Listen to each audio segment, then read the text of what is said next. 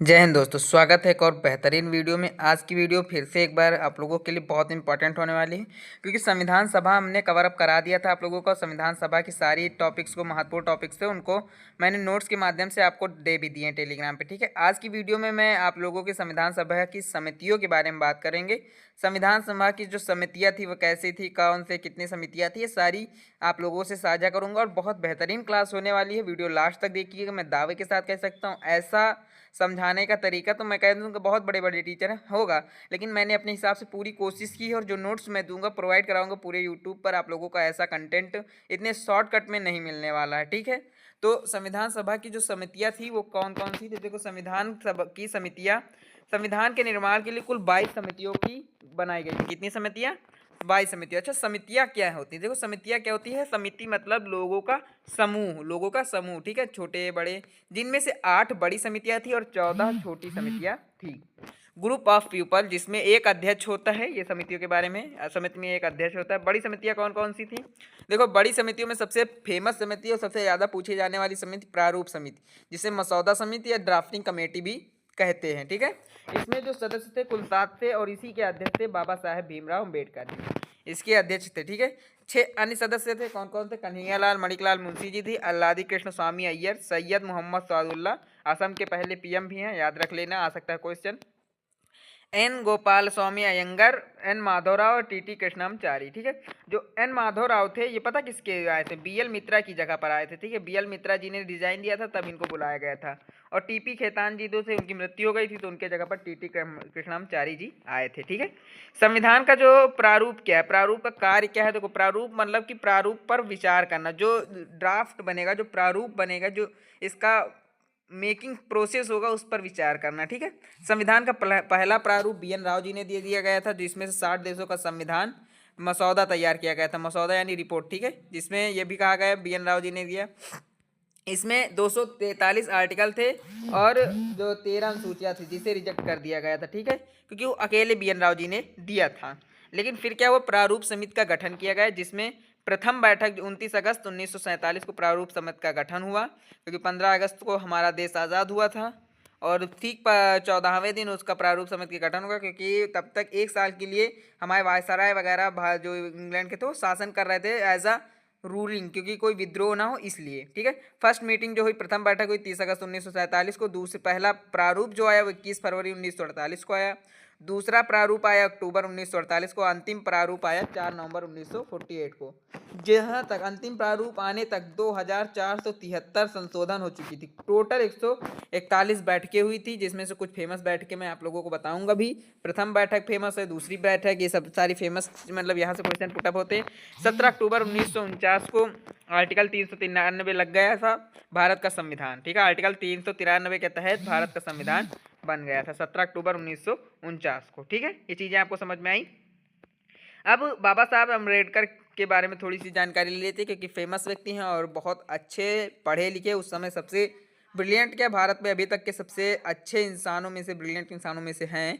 मैं कोई वो नहीं कर रहा हूँ, लेकिन बता रहा हूँ। ठीक है, वेस्ट बंगाल से चुने गए संविधान सभा के लिए जागेंद्र नाथ मंडल की जगह पर। ठीक है, बाद में बम्बई के पूना सीट से चुने गए। त्यागपत्र मिस्टर जयकर ने वहां का मुंबई का दे दिया था, तब वहां से ये चुन लिए गए थे। ठीक है, 2 पे संघ शक्ति समिति आती है आपका। पहले पे हमारा प्रारूप समिति, दूसरे पे संघ समिति, जिसके जवाहरलाल नेहरू थे यहाँ के अध्यक्ष। संघीय संविधान समिति, जवाहरलाल नेहरू इसके भी अध्यक्ष थे। राज्यों से संबंधित समिति, जवाहरलाल नेहरू इसके भी अध्यक्ष थे। नियम और प्रक्रिया समिति, डॉक्टर राजेंद्र प्रसाद इसके अध्यक्ष थे। संचालन समिति के अध्यक्ष डॉक्टर राजेंद्र प्रसाद थे। मूल अधिकार, अल्पसंख्यकों, जनजाति और बहिष्कृत क्षेत्रों से संबंधित, इसके अध्यक्ष कौन थे? वल्लभ भाई पटेल जी थे। ठीक, वल्लभ भाई पटेल जी थे। ठीक है, परिभाषा अगर मैं बताऊं इसकी, तो बहिष्कृत क्षेत्र क्या है? देखो, बहिष्कृत क्षेत्र यानी अनुसूचित जाति का महत्व है, विशेष प्रातिनिधिक सुधार की यहाँ जरूरत है, लोगों को विशेष दर्जा देने की आवश्यकता है। जनजातियों एक मौलिक अधिकारों की उपसमिति होती, जेबी कृपलानी जी थे। अल्पसंख्यक उप समिति एचसी मुखर्जी थे। ठीक है, इसमें उप समितियां भी थी। समिति जनजातियों में उप समिति थी। ठीक है, प्रांतीय संविधान समिति 8वें नंबर पे आता है, इसके वल्लभ भाई पटेल जी हमारे अध्यक्ष थे। अध्यक्षों के बारे में जानकारी दे रहा हूँ। अब छोटी समितियों के बारे में शुरू करते हैं। देखो, छोटी समितियाँ क्या हैं अगर मैं बताऊँ, राष्ट्रीय ध्वज तदर्थ समिति, तिरंगा की चौड़ाई लंबाई का अनुपालन किया गया था, 2.3 का रहेगा। अशोक चक्र में तीलियाँ 24 होंगी। ध्वज संहिता 2002 में आई थी।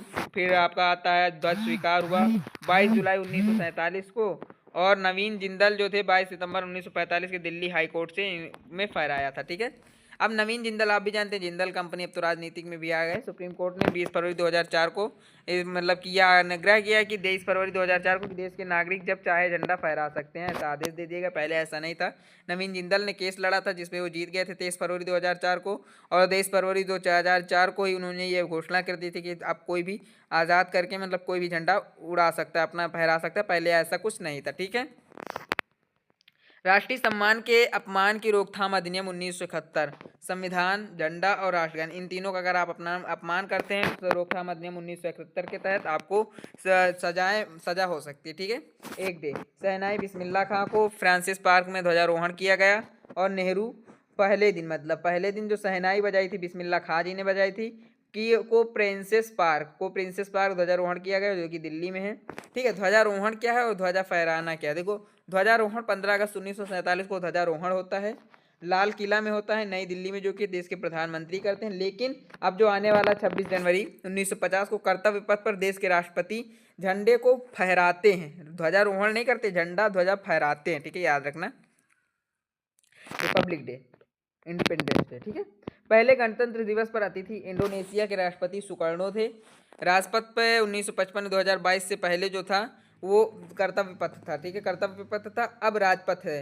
राजपथ 1955 में राजपथ कहा जाता था, 2022 के बाद इसे कर्तव्य पथ कहा जाता था। उसके पहले इसे किंग्सवे कहा जाता था कि जॉर्ज पंचम इसी रास्ते से दिल्ली आया था एक बार। ठीक है, दूसरे गणतंत्र दिवस पर 1951 में नेपाल त्रिभुवन वीर विक्रम जी को बुलाया गया क्योंकि नेपाल के राजा थे ये, और 1953 में किसी को भी नहीं बुलाया गया था। 26 जनवरी आयोजन होस्ट कौन करता है? रक्षा मंत्रालय करता है, मतलब कि को जो सारी जिम्मेदारी रक्षा मंत्रालय की होती है, सारी परेड वरेड की सारी जिम्मेदारी रक्षा मंत्रालय की होती है।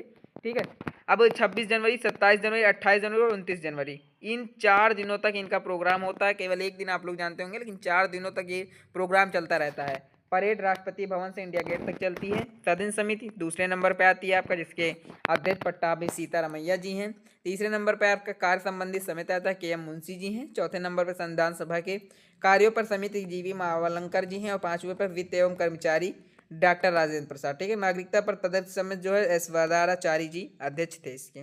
मैं इतनी तेज इसलिए बोल रहा हूँ ताकि मैं समय आप लोगों का कम ले सकूँ, क्योंकि चीज़ें जब आसान होती है समझाने में आसानी होती है। अब इसमें सिर्फ बोलना है। अभी आगे आप लोगों का जब और भी आएगा, आप लोगों के भाग आएंगे जो हैं उनको बताऊंगा, तो उनमें तो और स्पीड में बताना होगा, क्योंकि उनमें कुछ बताने लायक का है ही नहीं, सिर्फ पढ़ के समझाने का थोड़ा बहुत चांस रहता है। ठीक है, अब एक चीज़ और दिखाते हैं। अब भारतीय तिरंगे का विकास क्रम है, अभी साफ साफ नहीं दिख रहा होगा, देख लो यहाँ पे मैं पढ़ के बता रहा हूँ। जो 1906 है, देश का पहला ध्वज 7 अगस्त 1906 को फहराया गया था। ठीक है, फिर 1907 में मैडम के उसके निर्वाहित किए गए कुछ, ये सब समझ नहीं आ रहा, मैं PDF दूसरा ऐड करके आप लोगों को दे दूंगा, इसमें थोड़ा फट गया है, सॉरी उसके लिए। लेकिन जो चीज़ें मैंने यहाँ पे लिखी थी आप लोगों को समझ में आई होंगी, क्योंकि ये चीज़ें आपको क्लियर ऑफ व्यू में दिख रही हैं। आशा है, उम्मीद है वीडियो पसंद आई होगी। ऐसी वीडियोस लगातार चैनल पे अपलोड होती रहती हैं, तो चैनल को सब्सक्राइब कर लीजिए। और RB ग्रुप डी की अगर आप तैयारी कर रहे हैं तो मैं यही कहूँगा कि इससे बेहतर प्लेटफॉर्म आप लोगों को मिलेगा, ऐसा नहीं, लेकिन इससे आसान तरीके में समझाने वाला कोई नहीं मिलेगा। मिलते हैं नेक्स्ट वीडियो में, तब तक के लिए धन्यवाद।